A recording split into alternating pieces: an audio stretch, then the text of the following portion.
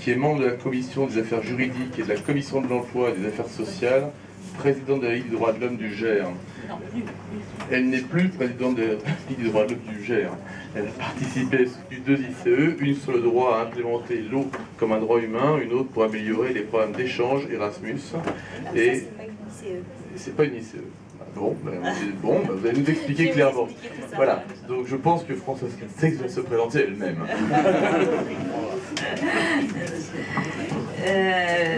Oui, donc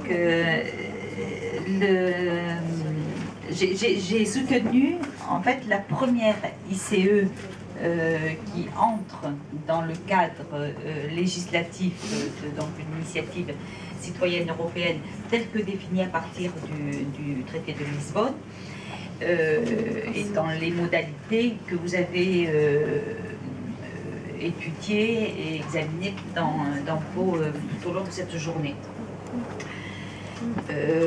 Tout ce qui s'est passé avant, et notamment toutes les pétitions, parce que le système de pétition dans l'Union européenne existe depuis longtemps, si bien qu'il y a même au Parlement européen une commission parlementaire pétition, qui est, vous avez eu ma collègue Sandrine Bélier ce matin, je crois, en introduction, et elle siège dans cette commission pétition. Il y a donc des pétitions qui sont recevables au niveau de l'Union européenne et qui peuvent être transmises au Parlement, enfin à la Commission.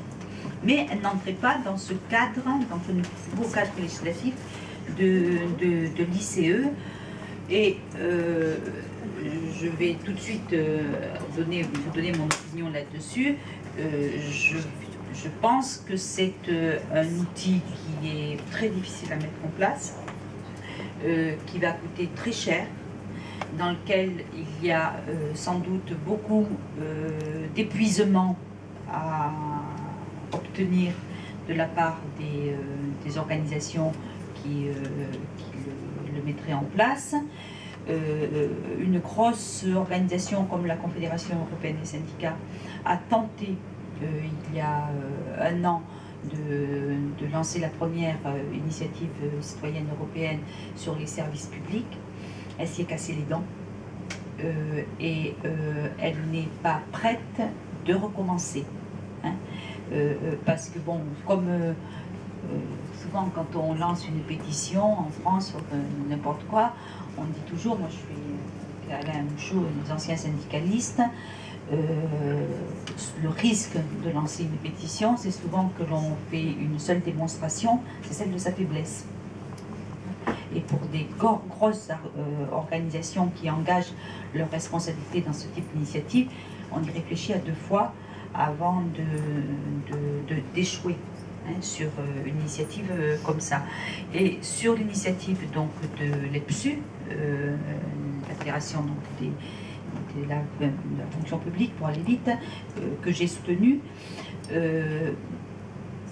par exemple, la Confédération européenne des syndicats n'a pas voulu s'y associer, alors qu'il aurait été logique que la Confédération européenne des syndicats s'y associe pour avoir une plus grande surface de récolter les signatures, d'autant plus que les critères maintenant, avec un quota par pays, sont extrêmement difficiles à obtenir.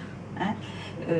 Quand il n'y a pas de quota comme ça, parce que si on regarde par exemple certaines pétitions moi, que j'ai suivies, il y a une très forte mobilisation citoyenne contre ACTA, qui a déjà recueilli 2,8 millions, voilà, 2,8 millions de signatures, mais qui est hors cadre, donc qui est pour la Commission européenne pratiquement nul et non avenu. Hein. Donc vous voyez, il y a une espèce quand même de décalage entre les outils de l'expression des citoyens qui existent et qui sont un petit peu spontanés, comme la pétition qui existe déjà et qui y en a beaucoup, et cette espèce de cadre législatif nouveau qui a tellement de contraintes que je crains qu'il tue l'initiative et qu'il ait l'effet inverse que celui annoncé. Voilà. Alors, j'ai cette vision pessimiste vous étant livrée. Je dois la compléter tout aussitôt en me disant que, bon, je parle bien sûr de la place où je suis en tant que parlementaire européenne, et que vous ne serez pas étonnés si je vous dis que l'instrument de démocratie et donc de citoyenneté dans l'Union européenne, c'est le Parlement européen. C'est le Parlement européen. N'importe quel citoyen, organisation qui saisit un ou plusieurs parlementaires peut déclencher ce que nous appelons une déclaration écrite, c'est-à-dire que c'est une pétition, mais au sein uniquement du Parlement européen, et qui a la même fonction, enfin, qui a la même objet que l'initiative citoyenne. C'est-à-dire que si on a la moitié des signatures des parlementaires, c'est en fait notre seul pouvoir d'autosaisine législative, hein, la seule proposition de loi est transmise à la Commission européenne qui doit l'examiner. Et c'est beaucoup plus facile quand même de faire une déclaration écrite et de l'aboutir que de réussir une initiative citoyenne. Alors c'est vrai, ça implique moins les 1 million ou plus de citoyens qui signeraient, mais l'un n'est pas exclusif de l'autre. Vous avez fait allusion à l'initiative sur Euromed. L'initiative sur Euromed, c'est une déclaration écrite. C'est-à-dire que c'est une initiative que j'avais prise avec Vincent Payon, de créer un projet spécifique Euromed. Nous avons été soutenus et la mobilisation citoyenne qui s'est faite autour de cette déclaration écrite venait de Sauvons l'Europe, des syndicats étudiants au niveau européen qui ont donc ensuite fait du lobbying, qui ont fait de la mobilisation auprès de leurs membres, qui ont relayé auprès des parlementaires, et nous avons obtenu la majorité des signatures. De même que sur ACTA, j'étais à l'initiative d'une déclaration écrite sur la transparence non ACTA. On a aussi obtenu la majorité des signatures, mais ça demande beaucoup d'énergie de la part des parlementaires qui prennent l'initiative, mais aussi de la part des associations et des citoyens qui relaient auprès des autres parlementaires pour qu'ils aillent signer. Il y a des dizaines et des dizaines de déclarations écrites déposées tous les ans. Il y en a 5% qui atteignent le nombre de signatures. Pour vous donner une idée, parce que transposée sur l'initiative citoyenne, je pense que la proportion sera encore plus faible. Parce que 700 parlementaires qui sont sensibles à l'initiative, hein, qui sont sollicités en permanence pour signer telle et telle déclaration, il n'y a quand même que 5% de déclarations écrites qui aboutissent. Hein. Et une fois que nous avons abouti sur une déclaration écrite, nous n'avons pas de droit de suite. Si nous ne prenons pas l'initiative de s'octroyer un droit de suite, alors pour ACTA, c'était facile, si l'on peut dire, puisqu'il y avait une proposition législative, parce qu'on était dans un processus législatif. Donc, il y a eu des votes. Mais pour Euromed, pour Erasmus Euromed, nous avons avec Vincent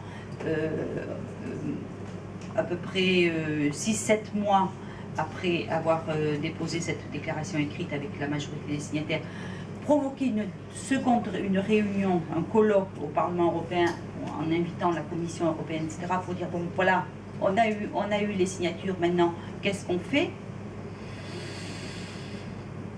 Il n'y aura pas, si on ne réintroduit pas le projet d'Euromed dans un processus législatif où, quand on va examiner le budget ou le programme Erasmus, on va déposer de nouveau des amendements pour remettre à l'ordre du jour Euromed, il ne se passera rien. Voilà. Donc, le déficit de démocratie au sein de l'Union européenne, c'est un vrai sujet en soi. Il vous concerne, vous citoyens, il nous concerne, nous parlementaires, qui sommes vos représentants, et je crois que c'est un problème qu'il faut attaquer par tous les fronts, par la mobilisation des parlementaires, en lien avec la société civile, avec les citoyens, mais aussi avec les corps intermédiaires, hein, parce que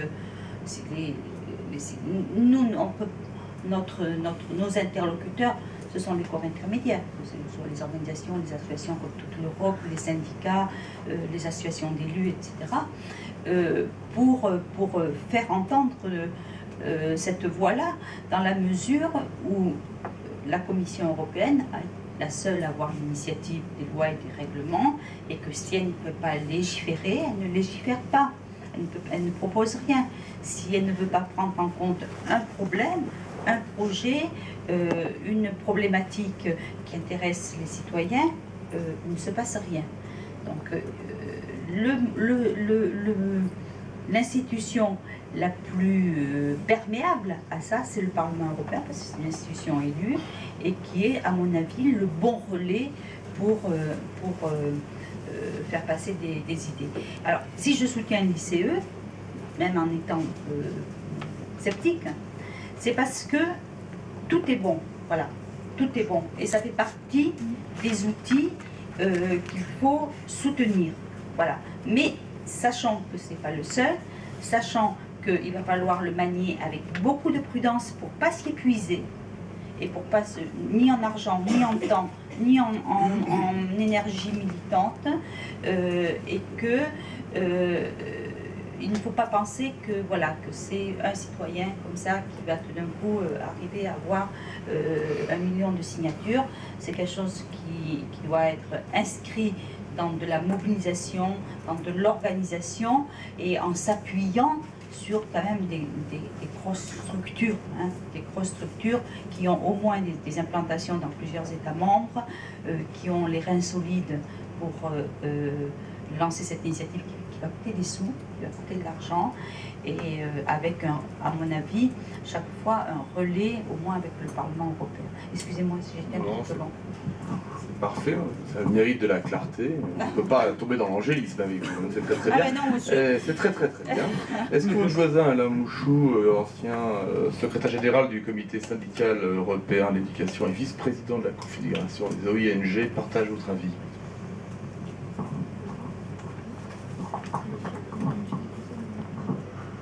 L'avis est nécessairement partagé, parce que je crois que nous pouvons faire un constat où que nous nous trouvions aujourd'hui. Il y a un déficit démocratique dans le fonctionnement et la vision que les Européens, où qu'ils se trouvent, de l'Europe. Mais je m'exprime ici non pas seulement au nom de l'Union européenne, et d'ailleurs je remercie l'institution de m'avoir invité aujourd'hui, puisque j'ai des responsabilités désormais au sein du Conseil de l'Europe. Donc je dirais un simple mot, car je suis persuadé que le Conseil de l'Europe ne vous est pas forcément connu, si en tant qu'institution, et dans son rôle et ses prérogatives. Le Conseil de l'Europe est la première organisation à avoir été constituée en Europe en 1949, après le Congrès de La Haye en 1948. Il regroupe aujourd'hui 47 pays. Donc si vous avez en mémoire les 27 de l'Union européenne, vous imaginez tout de suite quels sont les pays qui actuellement sont dans le Conseil de l'Europe et ne sont pas encore dans l'Union européenne. Je pense à la Turquie, je pense à la Fédération de Russie, je pense à des organisations, des pays comme le Kazakhstan, etc. Qu'est-ce que ça veut dire? Ça veut dire que si nous énonçons qu'il y a un déficit de fonctionnement démocratique et dans l'Union européenne. Donc on peut faire le constat sans forcément remettre en cause sa construction, ce qui est tout à fait différent. Il y a aussi des personnes qui disent il n'y a pas de démocratie dans l'Union européenne, donc nous n'avons pas besoin d'Union européenne. Il faut être très clair là-dessus, nous sommes tous comptables du développement, de la construction de l'Europe, et donc d'une Europe démocratique. Mais nous n'avons pas le droit non plus d'échouer. Beaucoup de pays, j'étais en Ukraine il n'y a pas longtemps, même avec le changement politique, ont exprimé leur désir de rentrer, de se joindre à un moment donné dans l'Union européenne. Je ne parle pas de la Turquie qui répond à d'autres critères. Mais on n'a donc pas le droit de décevoir les attentes des citoyens de ces pays qui voudraient bien avoir plus de démocratie le jour où ils rentreront dans l'Union européenne. Donc, l'initiative citoyenne européenne répond aussi à ces critères. Nous devrions avoir une obligation de résultat. D'abord pour les citoyens européens, majoritairement présents ici, mais aussi, naturellement, pour l'ensemble des citoyens européens. On ne peut pas affirmer, quand on est démocrate, qu'il y aurait d'un côté des citoyens qui bénéficieraient de droits. Je pense aussi aux droits fondamentaux, donc il faudrait bien rappeler l'existence et la nécessité de les affirmer encore plus. Et puis, des Européens qui vivraient dans d'autres pays du continent, mais qui n'auraient pas à accéder aux mêmes droits. Vous voyez à quel pays, notamment, on peut faire allusion. Donc, moi, je m'exprime ici au nom du Conseil de l'Europe en disant qu'il y a des éléments extrêmement difficiles qu'il faut surmonter les uns et les autres, les uns avec les autres. L'intérêt de l'initiative citoyenne européenne est naturellement visible sur le fond. Chaque fois qu'on peut rapprocher une personne, un citoyen européen, du fonctionnement de l'institution à tous les niveaux dans lesquels il vit, c'est naturellement une obligation à la fois morale et fonctionnelle. Le deuxième intérêt que nous voyons, c'est que, où que ce soit, c'est que, naturellement, la société civile a besoin encore plus de s'organiser. Nous avons dans tous les pays que nous fréquentons, les uns et les autres, des associations, il y en a plusieurs centaines de milliers dans l'ensemble du continent européen. Je ne me trompe pas de 0. Bon.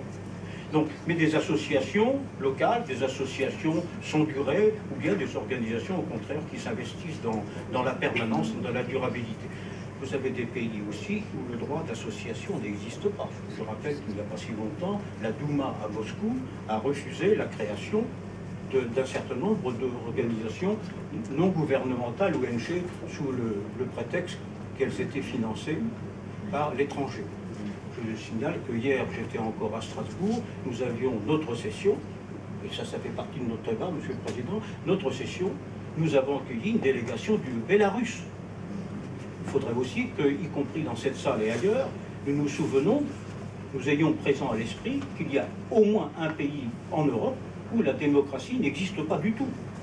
Aux dernières élections présidentielles, on a emprisonné, on a molesté, on a tué aussi des gens qui représentaient des associations qui simplement demandaient plus de démocratie. Bon, je signale aussi que l'année dernière, on a refusé aux étudiants de se présenter aux examens de fin d'année parce qu'ils étaient des opposants au régime. Voilà. Pourquoi est-ce que j'ai fait en 2 ou 3 minutes ce rappel? C'est-à-dire que nous devons avoir présent à l'esprit que nous sommes engagés dans une grande lutte, dans un grand combat, qui est un combat de la démocratie. Et comme l'a dit ma voisine, il est évident que tous les moyens sont naturellement utiles pour y parvenir. Maintenant, les moyens sont utiles pour y parvenir, cela n'enlève pas la difficulté de ces moyens pour y parvenir. Je donnerai un autre exemple. Ce matin, ça a été presque cité, mais pas suffisamment. 2013, c'est l'année européenne des citoyens. Je vous signale d'ailleurs que quand le projet a été lancé, y compris avec le concours du Parlement européen, il y a 2 ans, on avait parlé de l'année européenne de la citoyenneté. Le changement sémantique n'est pas artificiel. Et nous avons agi, où que ce soit, pour dire qu'effectivement, il faudrait mieux parler de l'année européenne des citoyens plutôt que de la citoyenneté, qui est un concept qu'on peut s'approprier, mais les citoyens, ils sont directement, quotidiennement, dans leur citoyenneté. Par conséquent, mais il faudrait lier déjà dès maintenant dans les déclarations, que ce soit, je sais bien que le Parlement européen va acter dans ce domaine-là au mois de septembre en particulier, mais est-ce que dans nos opinions publiques, est-ce que vous, dans les réseaux que vous fréquentez, est-ce que cette décision vous est familière que l'année 2013 va être l'année des citoyens? Je ne suis pas certain que vous pourriez me répondre oui. Qu'est-ce que ça veut dire? Ça veut dire que d'un côté, on lance des initiatives dont on parle maintenant, c'est nécessaire, puis d'un côté, on prend aussi d'autres initiatives et il n'y a pas de connexion entre les deux. Je pense que si on veut vraiment affirmer la notion de citoyenneté au bénéfice de l'ensemble des citoyens européens, il faut essayer aussi que les uns et les autres nous inscrivions dans la cohérence. Bon, on ne peut pas avoir un budget pour l'année 2013 et puis en même temps dire bah oui, mais il y a certaines opérations qu'on ne pourront pas faire. Et je voudrais maintenant dire un autre élément aussi. Les citoyens européens, où qu'ils habitent, ils ont besoin de la même démocratie. C'est pour ça que certaines organisations, dont une est ici présente d'ailleurs, s'engagent dans des collaborations entre organisations, associations, fondations, syndicats, celles que vous avez présentes à l'esprit, pour que précisément il y ait déjà des coopérations entre le Conseil de l'Europe et l'Union européenne. Je pense en particulier au mouvement de jeunesse, pour ne citer que cela. Qu'est-ce que ça veut dire? Et je vais terminer ici, monsieur le Président, parce que on pourrait effectivement être très long sur un sujet tel que celui-ci. Il y a un enjeu considérable. Un enjeu considérable qui est la construction continue de l'Europe de façon démocratique. Surtout, ne laissons pas accréditer que ceci est difficile parce qu'il y a une crise économique, financière, sociale. De toute façon, il y a un déficit de démocratie, de fonctionnement démocratique depuis des années. Il est lié de façon un peu consubstantielle à ce qu'est finalement l'Europe. Je ne vais pas redire ce que j'ai dit tout à l'heure, nous sommes favorables à la construction de l'Europe. Il n'y a pas d'ambiguïté là-dessus. Donc, si nous sommes persuadés que cet élément-là, de la citoyenneté, d'une vie reconnue des citoyens avec l'ensemble de leurs droits, dans l'ensemble de l'Europe, est une nécessité absolue, à ce moment-là, eh bien, il faut aussi s'engager les uns et les autres pour que ces initiatives citoyennes soient vraiment un succès. D'autre part, ça va, ce qui est une bonne chose aussi pour nos organisations, François en a cité quelques-unes tout à l'heure, ça va aussi forcer les organisations, qu'elles soient grandes ou petites, elles peuvent être plus solidaires et à travailler peut-être plus ensemble. Et ça, c'est un élément important qui va nous contraindre, nous, le mouvement associatif, d'agir dans ce domaine-là. Dernier mot, il faut toujours, en ayant présent à l'esprit que je parle de la Grande Europe, imaginez un Polonais qui habite à côté une organisation qui habite à côté de la frontière avec l'Ukraine. Il aura la possibilité, dans les 7 pays, avec les 7 organisations, etc., d'aller plus loin dans la citoyenneté. Par contre, à quelques dizaines de kilomètres de l'autre côté en Ukraine, ce sera non.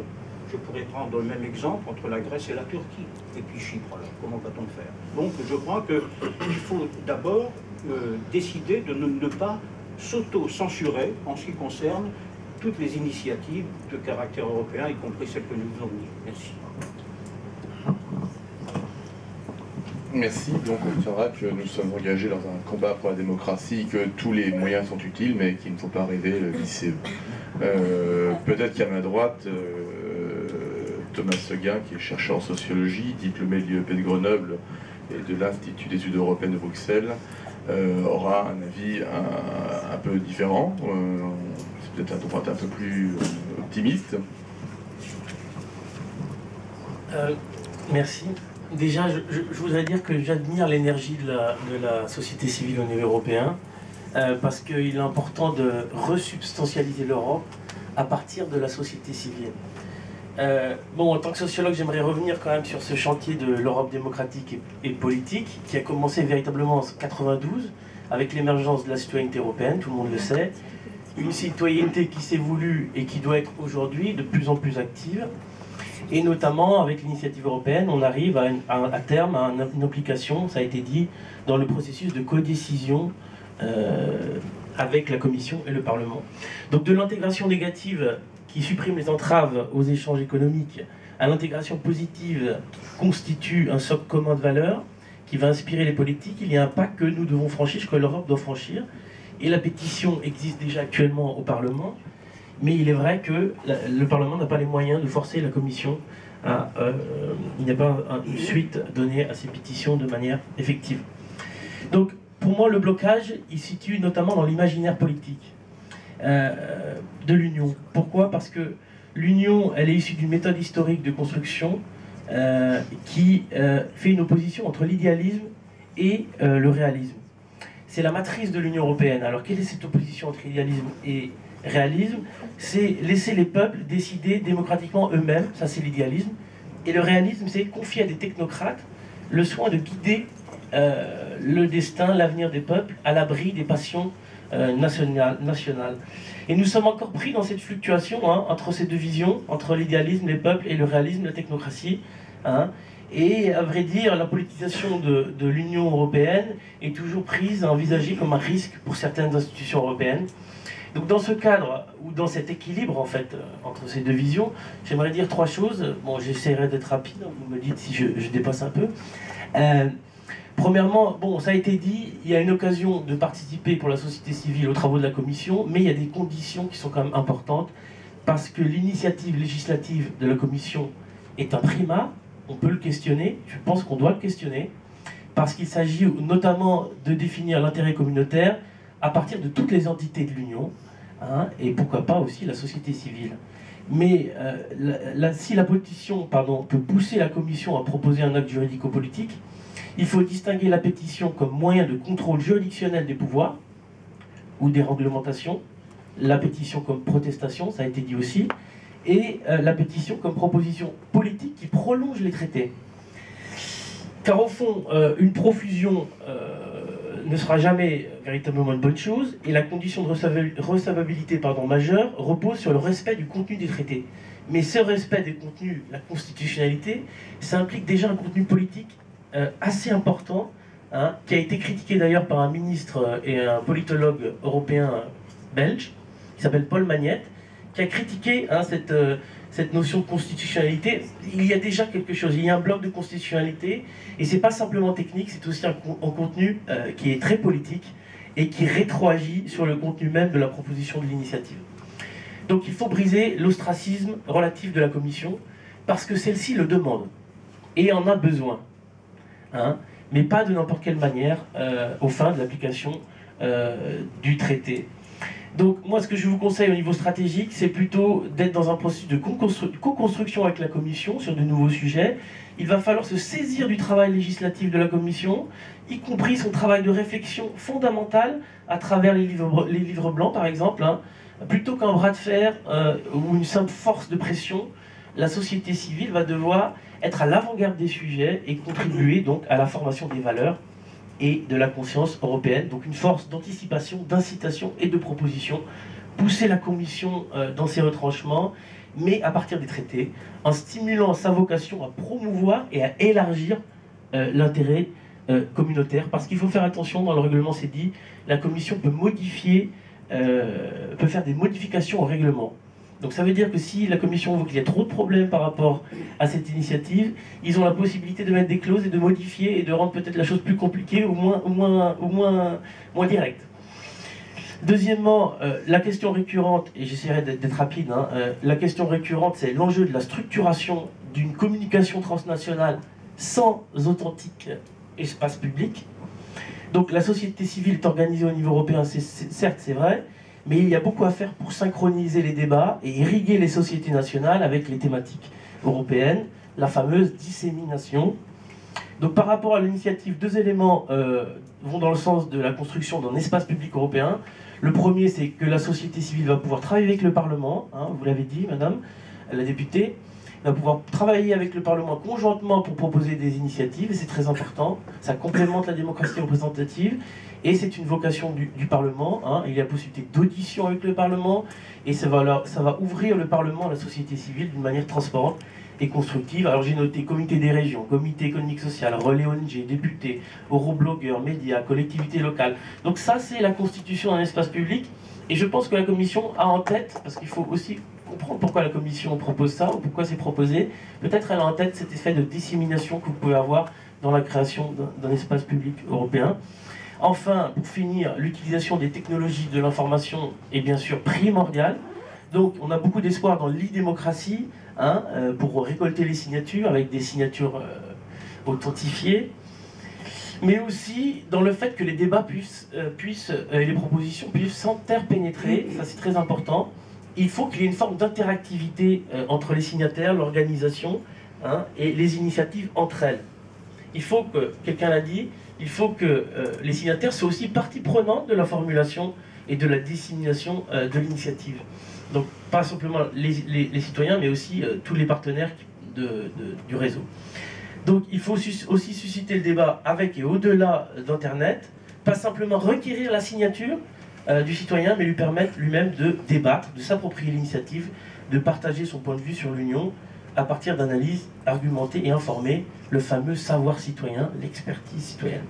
Donc je finis sur 2 points rapides. Le site Internet. Il manque 2 acteurs ici dans cette pièce, c'est la Commission européenne et les États membres. Parce que les États membres authentifient les signatures. Alors je ne sais pas si la Commission, elle s'est coordonnée avec les États membres sur la question du site Internet. J'ai vu une vidéo de Joël Miquet en Belgique qui disait qu'elle n'était pas prête pour authentifier les signatures. Donc ça c'est une question, comment on va faire pour authentifier les signatures? Est-ce que le site marche pour l'authentification des États membres? Ça c'est un problème. Et puis sur le site Internet, bon, tout est faisable avec Internet. On peut faire une plateforme collaborative entre initiatives. On pourrait faire une sorte de banque des initiatives que la Commission financerait à travers une structure indépendante. Donc elle ne serait pas juge et partie. Elle financerait une structure indépendante qui ferait une banque des initiatives où il y aurait les initiatives avec toute la logistique que cela implique, ou alors on propose dans une plateforme un kit tout fait pour que les gens puissent proposer les initiatives d'eux-mêmes. Bon, je finis sur le 2e point, c'est comment on va faire. Ça c'est très important pour que des citoyens ordinaires, et pas simplement des citoyens éduqués, ou alors des professionnels comme vous, de la société civile, comment on va faire pour qu'ils puissent s'approprier le débat et construire le destin européen. Il me semble que c'est important parce que l'Union européenne, elle a besoin, je parle en sociologue, des formes concrètes de la socialité, que ces valeurs soient issues de son substrat même, et que ces politiques reflètent les besoins des citoyens européens. Je vous remercie.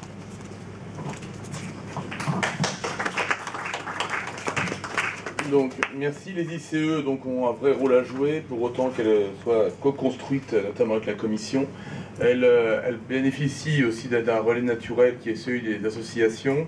Philippe Le Guen, qui est avec nous, qui est directeur de l'association Jean Monnet, insiste particulièrement sur le rôle des associations pour le développement des ICE. Notamment, ils disent, pour que les ICE se développent et que cet outil de démocratie participative ne soit pas exclusivement réservé aux initiés des affaires européennes ou d'acteurs organisés, l'association Monnet propose aux citoyens son réseau de contacts ainsi que ses ressources intellectuelles pour la formulation des initiatives, l'évaluation de leurs objets, ainsi que la collecte des signatures à travers la mise en connexion des citoyens français avec les citoyens d'autres États membres de l'Union.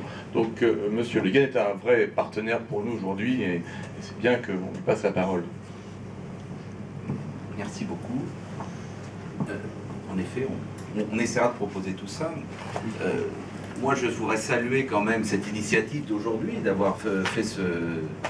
Je ne sais pas s'il y a beaucoup de journées d'information dans les autres États membres, mais enfin, il serait intéressant de savoir si on peut les mettre déjà en réseau, c'est intéressant. Bon, moi, je ne me pose pas de questions pour savoir pourquoi... Enfin, c'est dans les traités, c'est dans le traité. Donc... mon premier réflexe a été de dire aux visiteurs qui viennent, on accueille 12 000 visiteurs par an à la maison de Jean Monnet, qui est l'endroit dans les Yvelines, d'ailleurs, je fais un peu de publicité au passage, où Jean Monnet a conçu le premier projet de communauté européenne du charbon et de l'acier. Donc, ce site appartient au Parlement européen, on y accueille du monde, et à chaque fois, les gens, on leur parle de l'évolution depuis 1950. Et aujourd'hui, on a un traité de Lisbonne avec l'initiative communautaire, l'initiative citoyenne européenne plutôt, qui est prévue dans le traité. Donc moi, je ne me pose même pas de questions par rapport à... Voilà, il faut le mettre en place. Parce que si on ne met pas quelque chose en place qui est dans le traité, ben, encore une fois, on va pouvoir nous dire, bah, écoutez, vous faites des traités, tout ça, c'est n'importe quoi. Donc, c'est en place. Alors, pourquoi? Sans doute parce que, après un certain nombre d'échecs de référendums dans certains pays, voilà pour les rappeler, eh bien, on s'est dit comment, finalement, réconcilier un petit peu le citoyen avec la chose communautaire, l'Europe, bon, qui semble qui est nébuleuse pour beaucoup de gens et qui ne voient pas trop. Bon. Donc, moi, je salue cette idée-là. Enfin, j'ai été très enthousiaste quand j'ai vu que ça existait. Hein. Alors, après, évidemment, 1 million de signatures, il y a des règlements, il y a des choses... Bon. Après tout, les règlements peuvent être changés en fonction de ce qui... du mouvement que prennent les choses, mais je salue vraiment cela. Alors, et moi, quand j'entends bien Madame l'eurodéputée qui parle de ce qui existe déjà, des pétitions, etc. Pour moi, une pétition, c'est quand je ne suis pas content. On va faire une pétition pour se plaindre, pour ceci, pour changer ça, etc. Le terme, je le trouve, moi, négatif. Enfin, en tout cas, c'est comme ça, moi, que je l'interprète. Quand je ne suis pas content, je dis, il faut faire une pétition. Hein. Les voisins vont faire une pétition contre ceux qui... Bon. L'initiative, je le vois plus comme vraiment quelque chose de positif. Peut-être que les institutions, la Commission européenne dans sa grande sagesse, les eurodéputés, les États membres n'ont pas pensé à un sujet qui pourtant est un sujet majeur pour un certain nombre de citoyens. Peut-être que ça viendra un jour parce qu'on sait que par une espèce de capillarité comme un papier buvard, eh bien, ce qui n'était pas du domaine communautaire aujourd'hui peut le devenir par l'expérience, certains projets, mais ça prend beaucoup de temps. Peut-être que les citoyens veulent que tout d'un coup, un sujet strictement national qui n'est pas puisse être porté et que leur voix puisse être portée. Donc je vois comme quelque chose de positif. En tout cas, moi, si j'ai envie de l'expliquer à des visiteurs, je leur dirais que vous avez quelque chose d'extraordinaire. Vous avez la possibilité de faire bouger les choses. Et c'est pas une revendication. C'est pas forcément pour se plaindre. C'est pas forcément. Ça peut l'être. Bon. Mais moi, je le vois pas comme ça, parce qu'en effet, des outils existent déjà. On peut manifester dans la rue, ce sont des choses, on peut faire des pétitions, mais là, on a quand même quelque chose. Et si ça aboutit, ce que j'espère, bon, le chemin est semé d'embûches, je le comprends bien. Plus je lis d'ailleurs ces textes, plus je me dis, bon, il va falloir qu'on les amende, hein, quelque part. Là, le législateur devra faire quelque chose peut-être pour amender. Mais je me dis, voilà, on va peut-être porter un sujet, et bon, la commission, en principe, dans les textes, avait ce rôle d'initiateur. J'ai bien l'impression qu'elle ne l'a plus tellement. Hein, elle a un peu, et quand on voit, les rôles des États membres aussi, on est plus aujourd'hui dans l'intergouvernemental dans certains cas, de la méthode communautaire dans d'autres. Tout ça pour le citoyen, c'est quelque chose, mais bon. Est-ce que moi, mon idée peut être bon. Alors, c'est pas dans nos mœurs, c'est spécialement en France. Hein. J'étais à Lausanne hier à la Fondation Schumann, à la Fondation Monnet. Hein, toutes les archives de Jean Monnet sont à Lausanne. Bon, les Suisses, eux, ils ont l'habitude, hein, mais ils ont une overdose, parce qu'on leur demande leur avis tous les week-ends. Bon. Donc, ils ont même plus de 25% de participation à leur votation. Bon, alors, nous, en tout cas, on n'a pas cette habitude d'aller s'exprimer. D'autres pays l'ont peut-être plus. Hein. Vous avez parlé tout à l'heure de crowdsourcing, etc., qui sont des concepts qui ont été vraiment bien développés chez les Allemands, en tout cas dans les pays du Nord. Donc eux, ils sont peut-être plus en avance sur nous. Il y a sans doute à aller voir ce qu'ils font. Bon. Mais en tout cas, on nous donne cette possibilité, et non seulement on nous la donne, mais elle est dans les traités. Donc moi, je ne me pose même pas la question, je dis qu'il faut le faire. Bon. Alors, et puis là, on est quand même dans le projet européen. On n'est plus, on est dans l'union des hommes.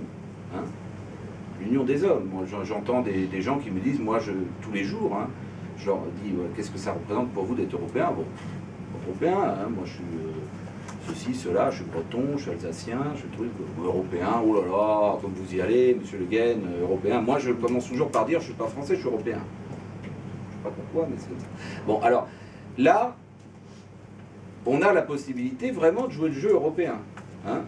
C'est-à-dire qu'il faut que je trouve 6 copains, copines, au total 7 pays, à qui je vais aller présenter mon idée. Je me mets à la place du citoyen lambda. Hein. J'espère que ça peut marcher avec le citoyen lambda. Évidemment, on les aidera, on est là pour ça, on est tous des associations, des réseaux, etc. On est là pour aider. Mais le citoyen lambda, bon, on n'a qu'à sortir là dans la rue, je doute qu'on trouve un citoyen lambda qui a 6 copains dans 6 autres pays membres. Donc c'est super, ça va lui donner, ça va lui agrandir son portefeuille de copains. C'est comme sur Facebook, on va avoir un nouvel ami. Hein. Donc essayons de trouver, voilà, parce que je dis ça parce que vous allez peut-être me trouver un peu dans l'excès de positivisme, mais bon, moi, avant d'être à l'association Jean Monnet, j'ai été 20 ans dans une structure qui aidait au montage de projets transnationaux pour le Fonds social européen. Et à chaque fois, c'était la même chose. Je voyais des écoles, j'étais à l'époque même l'ancêtre du projet Leonardo, qui s'appelait Petra à l'époque, on voyait des professeurs, etc. Mais moi je connais aucun professeur en Allemagne, je connais aucun professeur en Angleterre, comment je vais faire bon. Donc, eh bien, ça allait très vite. Une fois que ces gens se rencontraient, comme ils étaient exactement sur la même longueur d'onde, ils parlaient peut-être pas la même langue, mais ils trouvaient un modus vivendi, ils trouvaient une langue. Aujourd'hui, tout le monde parle un peu plus l'anglais, c'est encore mieux. Bon, et finalement, naturellement, les projets se montaient et on était vraiment dans la chose européenne, c'est le projet transnational. Moi je le prends comme de la même manière, c'est-à-dire ça, cette initiative citoyenne, pour moi c'est un projet transnational à monter avec des gens qui veulent, donc avec 6, alors c'est vrai que le transnational à 2 ou à 3, ou comme les jumelages à 2 villes, c'est déjà bon. Là, il va falloir 7. Bon, mais on est là pour les... Moi je pense qu'on peut donner un appui pour ça, et on est dans un projet transnational. Donc il faut que je trouve des bons partenaires, il faut qu'on se mette d'accord, c'est quand même une histoire. Alors l'internet c'est bien, mais on ne peut pas tout faire avec l'internet quand même dans un premier temps. Il faut que ces gens se soient rencontrés et se soient plu et aient envie de porter l'idée ensemble et comprennent l'idée de chacun. Parce que mon idée qui peut être très bonne en France, si je l'expose mal à mon ami en Allemagne, il va peut-être la comprendre tout à fait de travers et va dire moi ça ne m'intéresse pas. Donc il faut déjà qu'on essaye C'est ça la méthode communautaire. Là, je pense qu'on est dans la méthode communautaire appliquée aux citoyens. Voilà, ça c'est mon avis. Hein. Je veux dire, on est libre J'entends bien, hein, j'étais le premier à critiquer, à envoyer une note à la commission sur tous les défauts de la règle, etc. Mais bon, ils ne changeront pas, ils me l'ont dit, je suis allé voir M. Paul G. Hein, il m'a dit on ne fera pas plus, c'est prévu comme ça, c'est comme ça. Bon, très bien. Alors c'est à nous de le faire. Hein. Donc la méthode communautaire, c'est voilà, ton idée c'est intéressant, alors on va voir si elle est éligible dans le circuit, évidemment, hein, si c'est quelque chose qui est complètement à côté de la plaque, qui est contre les traités, bon, c'est évident que ça va se voir tout de suite. Maintenant, il va falloir l'exprimer ça a été dit tout à l'heure, la clarté du message, hein, l'exprimer dans un message qui va pouvoir être compris de manière transnationale. Hein. Mais ça, c'est intéressant. Donc, quand vous avez un groupe d'amis différents de différents pays et que vous voulez partir en vacances avec eux, vous voyez bien que vous n'allez pas vous adresser de la même manière à eux qu'à vos voisins de palier. Bon. Donc ça, c'est intéressant. Donc là, je crois qu'il y a un appui aussi de toutes les structures qui font ça quotidiennement. On est tous en relation avec des organismes dans d'autres États membres. On sait bien il faut qu'on s'exprime différemment, qu'il y a une manière d'expliquer, etc. Donc là, ça c'est intéressant. Et on va essayer moi je dis clairement, on est disposé à essayer d'aider les personnes, les citoyens, n'importe qui a une idée, et de l'accompagner, voilà. Et puis d'essayer que son idée... Alors évidemment, le critère de la durée, bon, il faudra peut-être, à mon avis, plaider pour étendre la durée, parce que... Ça fait 8 mois, voilà, ça fait 8 mois, voire moins. Parce qu'on a cité tout à l'heure les États membres, en effet, c'est les grands absents. Moi, j'aimerais bien savoir même à qui on doit s'adresser dans un État membre, comme la France. Hein, je ne sais pas. Bon. Alors, c'est vrai, vous allez me dire, on est en réorganisation, il y a eu les élections, etc. Il faut que les lettres de signature soient transmises à tous les services, etc. Mais bon. Il y a, par exemple, dans les départements en France, une unité au sein de la préfecture du département, qui est l'unité pour la mission d'appui aux associations. Je sais pas comment ça s'appelle, la vie associative. Peut-être, pourquoi pas eux, hein? Donc ça, ils dépendent, je pense, je ne sais pas de quel ministère, celui de la vie associative. Bon. Donc après, il faut une lettre de cadrage au préfet qui explique que, voilà, bon. Donc ça va prendre du temps. Bon. Donc je crois qu'il faut plaider, notamment dans les pays où... parce qu'il y a des pays, je pense, j'imagine, déjà très avancés. J'imagine que non, les pays nordiques, ils sont toujours très organisés, ils ont sûrement déjà prévu quel guichet allait examiner les signatures, etc. Mais c'est des petits pays. Bon, à l'échelle du Danemark, c'est pas la même échelle. Bon. Alors, en fonction de ça, je crois qu'il faut prévoir quand même. Mais il ne faut pas décourager les gens. Moi, je dis, on ne va pas décourager les gens. Si quelqu'un a une idée qui veut jouer le jeu, et puis de toute façon, il aura gardé une expérience européenne de ça. Et c'est ce qu'on veut finalement. On veut réconcilier l'Europe avec les citoyens. Donc quand vous avez essayé de monter même si ça finalement ça finit par pas aboutir, bon, peut-être, ou c'est repris, peut-être que l'idée sera reprise par des grands réseaux, des grands groupes, tant mieux. Hein. Mais qu'au moins l'idée aboutisse. Voilà. Il y a eu quelques idées qui ont été émises, et déjà des initiatives qui sont en cours. Moi j'ai envie de dire allons-y, signons, et puis mettons-nous à expliquer ça dans un contexte transnational, parce que c'est un exercice transnational que chacun devrait faire en Europe. Vraiment se rapprocher d'autres États membres et essayer de faire quelque chose en commun. Voilà. Alors je reste sur un ton optimiste. Hein. Alors optimiste, mais un peu à la Jean Monnet, vous savez, qui disait « je ne suis pas optimiste, je suis déterminé ». Bon, soyons déterminés à faire fonctionner ce dispositif unique au monde. C'est unique au monde, ce dispositif qui est dans le traité de Lisbonne aujourd'hui, et montrons-nous dignes de ce qui a été prévu dans le traité de Lisbonne. Voilà, merci. Merci. Merci, unique au monde, mais connu par très peu de personnes. On a dit 98% des citoyens, euro-citoyens, ne savent pas que ça existe, donc c'est quand même quelque chose de tout petit. Et ça prouve seulement qu'on est sans doute dans un état embryonnaire, à la porte de possibilités. Et en fonction de quoi, il y a le réalisme à ma gauche, il y a plus de rêves à ma droite. Et c'est bien, on a vraiment tous les aspects autour de cette table qui sont réunis. Alors peut-être, avant de laisser la conclusion à Tony Venables, qui effectivement, on doit cette manifestation, la première en France de ce genre avec toute l'Europe et ECAS. Juste rapidement, pour ne pas aller plus loin, quelques questions pour nos invités. Et on en prend 3 ou 4, si elles sont là, et sinon on laissera à Tony le soin de faire cette conclusion, de cette synthèse.